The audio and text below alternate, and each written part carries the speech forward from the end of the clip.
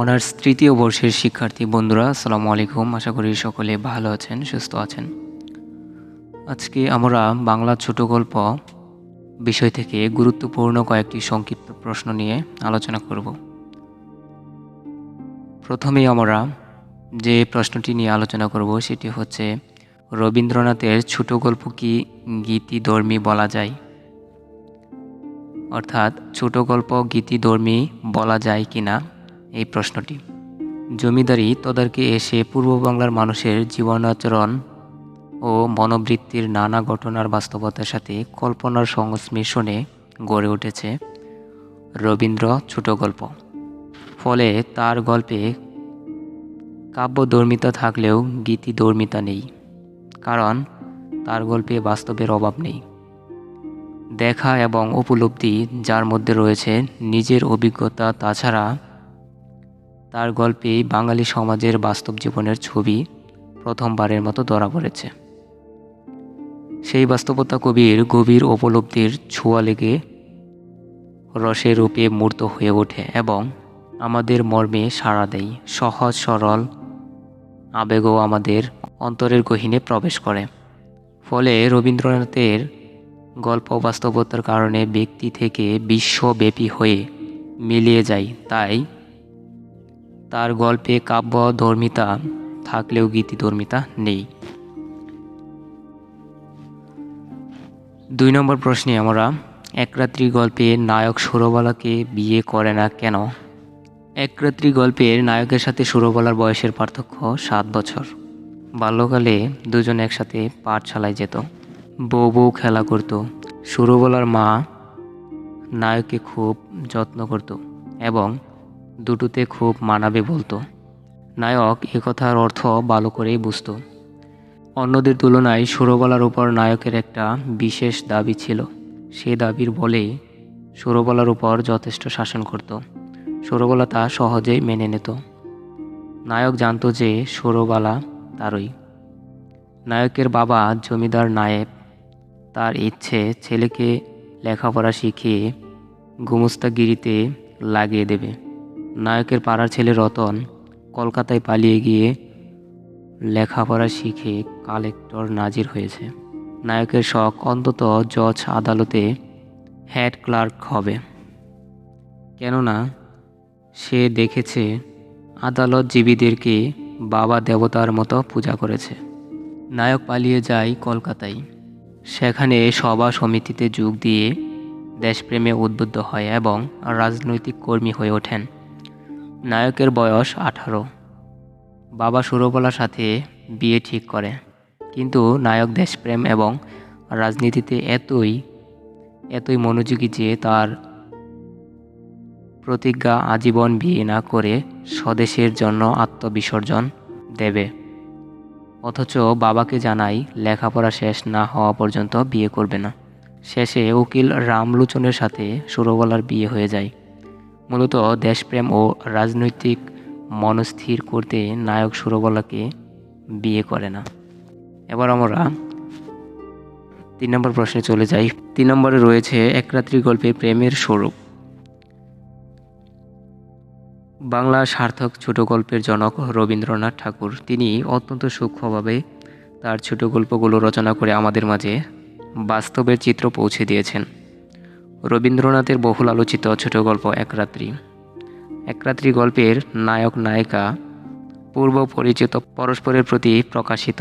আজ তারা দু জগতের বাসিন্দা, কিন্তু একটি রাত তাদের মন ও হৃদয়কে বিচিত্র ভাব ও অনুভূতিতে তাদের অন্তরের নানা রূপে ও রসে চিত্রিত হয়েছে। একরাত্রি গল্পটিতে নায়িকা সুরবালা অর্ধেক মানবী, অর্ধেক কল্পনা। গল্পে কোথাও সুরবালা চরিত্রটি স্পষ্ট নয়। গল্পের শেষ দিকে তার ক্ষণিক উপস্থিতি ছাড়া গল্পে তার কোনো ভূমিকা নেই। সমগ্র গল্পটি নায়কের জবানিতে সৃষ্ট।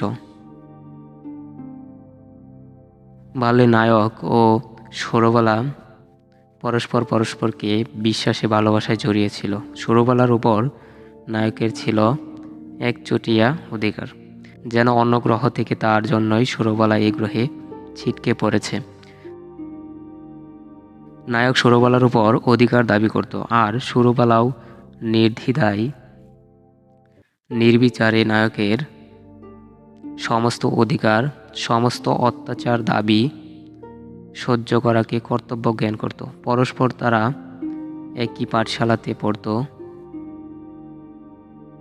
নায়ক সুরবালার বাসাতে যেত। সুরবালার মা দেখে বলতো দুটিতে খুব ভালো মানাবে। আইনজীবী বা দেশপ্রেমিক হয়ে পূর্ব স্মৃতি ভুলে যায়, কিন্তু নায়ক ইচ্ছে স্বরূপ কলকাতায় গিয়ে আইনজীবী বা দেশপ্রেমিক হয়ে পূর্ব স্মৃতি ভুলে যায়। পিতার মৃত্যুতে তার সব উচ্চাশা ভেঙে যায়। আদালতের কর্মচারী হওয়ার উচ্চাশায় নায়ক সুরবালাকে অপেক্ষা করে পড়াশোনার জন্য কলকাতায় চলে যায়। সেখানে গিয়ে তার কিশোর মনের স্মৃতি ডাকা পড়ে এবং দেশপ্রেমিককে উদ্যোগী হয়ে পড়ে। অভিভাবকরা সুরবালার সাথে তার বিয়ের কথা তুলেছে, কিন্তু সে তখন বাপ কল্পনার অপার দিগন্তে বেশি বেরিয়েছে। কিন্তু শেষ পর্যন্ত তার সমস্ত উচ্চাশা ভেঙে চুরমার হয়ে গেছে। শেষ পর্যন্ত সুরবালার বিয়ে হয় উকিল রামলোচনের সাথে। ভাগ্যক্রমে নায়ক তারই বাড়ির পাশেই ভাঙা স্কুলের সেকেন্ড মাস্টার হিসেবে যোগ দেয়। শিক্ষকতা জীবনের প্রথম পাদে তার চোখে দেশপ্রেমিকের রঙিন স্বপ্ন ছিল। সে চেয়েছিল তার ছাত্রদের মধ্যে দেশপ্রেম বিষয়ক চেতনা সঞ্চার করতে, কিন্তু হেডমাস্টারের কারণে তা সম্ভব হয়নি। তার সমস্ত উচ্চাশা আজ নিস্তেজ। জীবনের এমন এক সময় সে তারই পাশে খুঁজে পায় সুরবালাকে, কিন্তু না, এ সুরবালাতে তার আর কোনো অধিকার নেই। একদিন সুরবালা যে কেবল তারই ছিল, আজ সে বহু দূরের মানুষ। নায়ক তার বিগত জীবনের সমস্ত ভুল বুঝতে পারে। আজ সে অনুতপ্ত। সে নিঃসঙ্গ দ্বীপের মতো একা। কেউ নেই, কিছুই নেই। সুরবালা তার অন্তর মন জুড়ে থাকে। কেবল দুটি মন্ত্রের কারণে সুরবালা আজ অন্যের দখলে। সে আজ নিরুপায়। সে প্রেমের সর্বের আনন্দ ভোগ করে বিরহের মধ্যে। সুরবালার সাথে নায়কের মিলন হয়েছিল এক ঝঞ্ঝা বিক্ষিপ্ত রাতে। সে দুর্যোগপূর্ণ রাতে তার কাছাকাছি এসেছিল, হাতের নিকটে, কিন্তু ধর্মীয় মন্ত্র নায়কের কোল থেকে সুরবালাকে কেড়ে নিয়েছে। আজ অন্ধকার বেশে সুরবালা তার বুকে ঠাঁই নিয়েছে, প্রশ্বাসের খুব কাছাকাছি। কেবল একটি ঢেউ বাকি। অন্তরে প্রেমের ঢেউয়ে তাদের মাখামাখি, কিন্তু প্রকৃত দুজন দুদিক অন্ধকারের দিকে তাকিয়ে থাকে। দুর্যোগ শেষ হলে সুরবালা ফিরে যায় তার স্বামী গৃহে। রবীন্দ্রনাথের এক রাত্রি গল্পে যে প্রেমের মাধ্যমে বিরহ উচ্চকিত হয়েছে, তা আসলে আমাদের প্রেম বিরহের বিশ্বস্ততা জাগিয়ে তোলে, আমাদের মনোবাস করে। 4 নম্বর প্রশ্নে রয়েছে, ঠিক মাঝখানে একটা মৃত বালিকা শুইয়া রহিল। ম্যাকমোরান কোম্পানির আপিসের প্রধান কেরানি নিদারুণ অল্প বয়সেই বিয়ে করে হরসুন্দরীকে। দীর্ঘদিন যাবৎ তাদের দীর্ঘ দাম্পত্যে কোনো সন্তান হয়নি। তদুপরি স্ত্রী হরসুন্দরী দীর্ঘদিন যাবৎ অসুস্থ। তাই সে তার স্বামীকে দ্বিতীয়বার বিয়ে করতে অনুপ্রাণিত করে। প্রথমে নিবারণ রাজি হয় না। শেষে শৈলবালা নামক ছোট বালিকা নিবারণের দ্বিতীয় স্ত্রী হয়ে গড়ে আসে। হরসুন্দরী শত চেষ্টা করেও নববধূর সাথে স্বামীর মিলন ঘটাতে পারেনি।